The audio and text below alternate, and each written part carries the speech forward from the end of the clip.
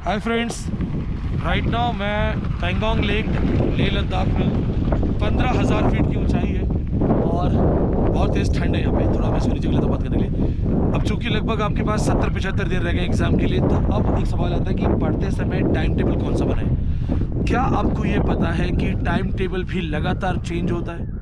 जी हाँ दोस्तों, बहुत सारे स्टूडेंट गलती करते हैं। पढ़ाई के 6 महीने पहले एक टाइम टेबल बनाते हैं और उसी टाइम टेबल को फॉलो करते रहते हैं, जो कि काफ़ी गलत चीज़ है। इसे कहते हैं इम्प्रोवाइजेशन। एक सिंपल सा एग्जांपल लेते हैं। क्रिकेट में क्या होता है, क्रिकेट में जब बैटिंग करने जाते हैं तो पहले वो एक टाइम टेबल बनाते हैं, यानी कि एक प्लान बनाते हैं कि पहले जो फर्स्ट प्लेयर है वो 50 रन तक आउट नहीं होगा, 100 रन तक आउट नहीं होगा, 150 रन तक आउट नहीं होगा, फिर हम ऐसे बैटिंग करेंगे, वैसे करेंगे। लेकिन क्या हमेशा ऐसा सोचने से होता है? कई बार ये होता है कि बॉलिंग इतनी अच्छी होती है कि आपके 3 बल्लेबाज पहले ही ओवर में आउट हो जाते हैं। पहले ही ओवर में अगर आपके तीनों बैट्समैन आउट हो गए तो आपका पहला जो प्लान था, जो टाइम टेबल था, अरेंजमेंट था, एक पूरी स्ट्रेटजी थी, वो तो खराब हो गई। तो अब क्या करेंगे? क्या आप उसी को फॉलो करेंगे? आप उसको फॉलो नहीं कर सकते, क्योंकि अगर आप करेंगे तो सारी चीज़ समाप्त हो जाएगी। इसे कहते हैं बैकअप प्लान। फिर आपका दूसरा टाइम टेबल होता है या दूसरा प्लान होता है, दूसरी स्ट्रेटजी होती है कि अगर ऐसे ऐसे हुआ तो अब क्या करेंगे। तो अब दोस्तों आ गया है 70 दिन। अब चूंकि 70-75 दिन बाकी रह गए, आपके पास सेम प्रिपरेशन लेवल तो नहीं होगा। आप में से बहुत से ऐसे होंगे जिन्होंने ठीक से पढ़ाई नहीं की है। आप में से बहुत ऐसे स्टूडेंट्स होंगे जिन्होंने कोचिंग क्लासेस ली हैं, नोट्स तैयार किए हैं। आप में से बहुत सारे स्टूडेंट्स इस तरह से भी होंगे जो बहुत सारे अभी पढ़ाई की शुरुआत करेंगे।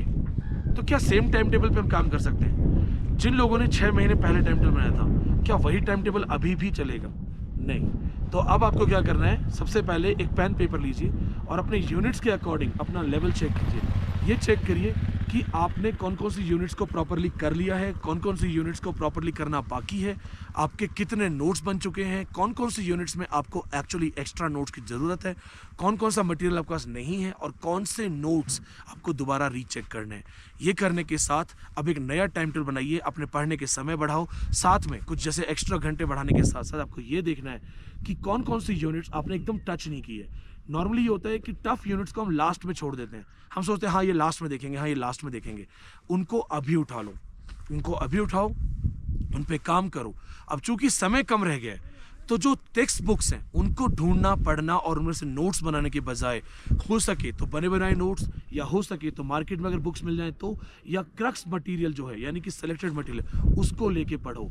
अब इम्पॉर्टेंट चीज़ ये है कि आप जितना पढ़ते हो आपको याद हो, आपके दिमाग में फिक्स हो, प्लस आप एग्जाम में लेके जाओ।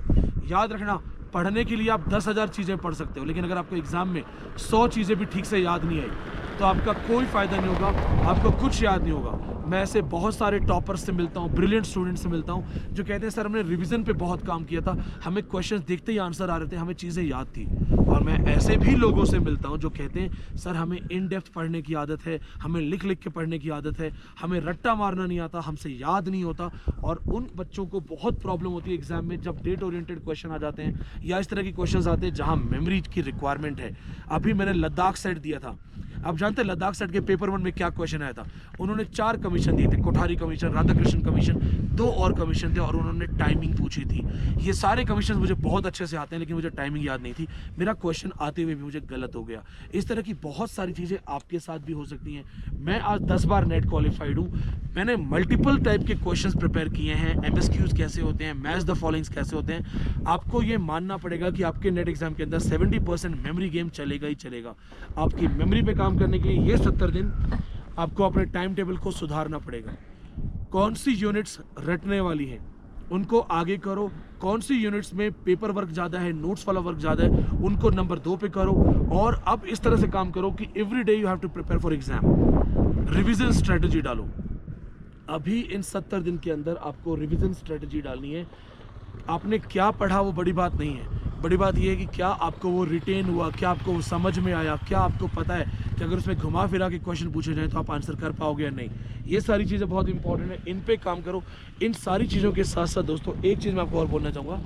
आपने अभी तक जितने भी नोट्स बना लिए हैं, जो हैंड रिटन नोट्स हैं या कहीं से आपने परचेज़ किए हैं या हमारे नोट्स आपके पास हैं, उनको बाकायदा समय दो।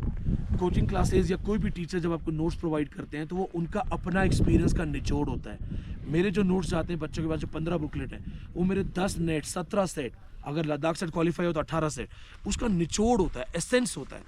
बहुत सारे क्वेश्चंस एज इट इज़ वापस आते हैं। एक जैसे रिपीट होते हैं, सेम क्वेश्चन रिपीट नहीं होता लेकिन सेम कॉन्सेप्ट रिपीट होता है। तो दोस्तों बहुत सारा किसी भी एग्जाम में आप देखोगे कि बहुत सारे बच्चे JRF कर लेते हैं। कैसे करते हैं? वो जानते हैं कि हर पेपर में एक पैटर्न है, वो रिपीट होता है। तो अगर आपके पास इस तरह की हम बुक्स हैं, मटेरियल्स हैं, नोट्स हैं, तो उनको भी स्टिक करो, उनको भी पढ़ो। एक महीना जब रह जाए, जब लास्ट 30 डेज रह जाएं और आपके सारे सिलेबस को आपने कवर कर लिया हो, तब आप जाना previous years question solution. PYQ solution जैसे हम हमारे स्टूडेंट्स को प्रोवाइड करवाते हैं, बाकायदा सॉल्यूशन होता है, A to Z सारे ऑप्शंस को हम डिस्कस करवाते हैं। आपको भी करना है। अगर आप अदर सब्जेक्ट के हैं, क्वेश्चंस को डील कीजिए, क्वेश्चंस के ऑप्शंस को डील कीजिए और उनके सेपरेट स्मॉल नोट्स बनाइए। क्योंकि अगर आपने PYQs भी कम से कम 5 साल के कर लिए या टोटल 10 पेपर भी कर लिए आपने, एक साल में 2 पेपर होता है, तो आपका कोई भी JRF नहीं रोक सकता। लेकिन इसके लिए 7 से 8 घंटे डेफिनेटली पढ़ना है। मेरा सजेशन है अपना टाइम टेबल दोबारा से इम्प्रोवाइज करो, रिवाइज करो, टॉपिक्स रिवाइज करो और जुट जाओ। JRF 70 दिन में होना कोई बड़ी चीज़ नहीं है, आसानी से हो जाएगा। हमने बहुत स्टूडेंट्स का करवाया है। कोई सवाल हो, कोई कन्फ्यूज़न हो तो मुझे संपर्क करो। I am there to guide you, I am there to provide you the counselling. तब तक के लिए जय हिंद, जय भारत। और ये है हमारा देश, आप देख लीजिए दोबारा से। पेंगोंग से ये रिकॉर्डिंग हो रही है, -7 टेम्परेचर है और ये खूबसूरत नज़ारा। यहाँ से मैं आपके लिए मैसेज रिकॉर्ड कर रहा हूँ। तो अगर आपको व्यू प्लस बातचीत दोनों समझ में आई हो तो चैनल को सब्सक्राइब कीजिएगा, क्योंकि मैं वो टीचर हूँ जो ट्रैवलिंग और टीचिंग दोनों को रिलेट करके चलता है। Thank you so much. जय हिंद, जय भारत।